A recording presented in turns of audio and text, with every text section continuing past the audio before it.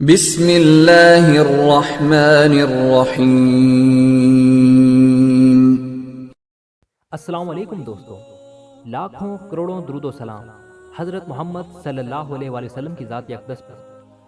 سیدنا جابر بن عبداللہ رضی اللہ تعالی عنہ سے روایت ہے کہ رسول اللہ صلی اللہ علیہ وآلہ وسلم کے ساتھ سفر میں ہم جب کسی بلندی پر چڑھتے تو اللہ اکبر کہتے، اور جب کسی بلندی سے اترتے تو سبحان اللہ کہتے۔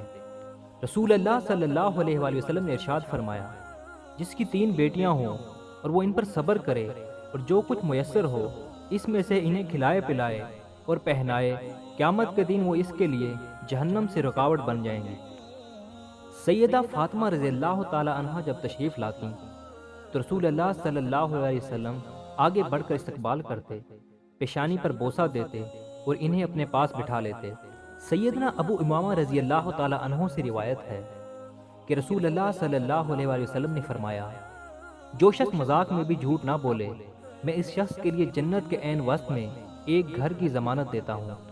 اگر آپ ہمارے اس چینل پر نئے ہیں تو اس چینل کو سبسکرائب کریں اور اس ویڈیو کو صدقہ جاریہ سمجھتے ہوئے آگے شیئر ضرور کریں۔